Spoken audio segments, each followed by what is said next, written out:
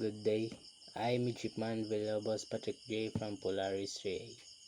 Today our task is to interpret and understand the meaning of the PV diagram.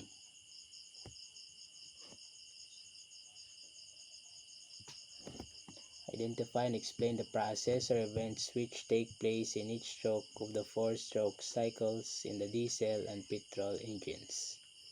Event A and B, B, C, C and D, and D and D. Explain when the ignition and injection is produced during the engine cycle.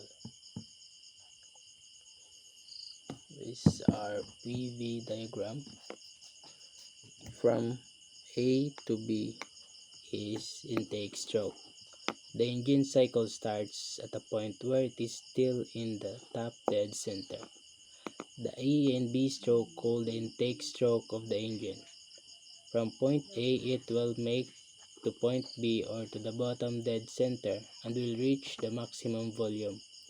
Inlet valve opens at 10 to 20 before top dead center and will close to 10 to 40 after bottom dead center. The piston movement will draw air inside due to vacuum effect.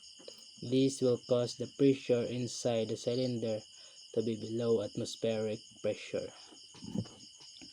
From B to C is the compression. After the intake, the piston will pass the bottom dead center and will move back to the top dead center. In this phase, the volume will gradually decrease while the pressure will increase gradually as the piston goes towards the top dead center. This stroke is called the compression stroke. At the start of this stroke, the intake valve is still open after passing the bottom dead center because it will take time the pressure in the cylinder to be compressed and exceed atmospheric pressure. Around 20 to 30 degrees before top dead center, the ignition is triggered and the pressure rises rapidly towards maximum pressure. From C to D is the injection or ignition phase of power stroke. Shortly after the ignition or injection event, the piston will reach the top dead represented by the compressed air, point C, and since the elements and need for combustion we are already present. Oxygen in the compressed air, fuel injected by the fuel injector, and heat. Combustion will cause the pressure in the cylinder to rises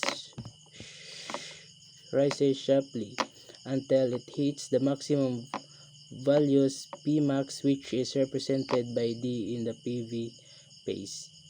Phase CD is the start of the power stroke wherein combustion occurs and pressure increases until it will reach the maximum pressure that can be attained in the cylinder.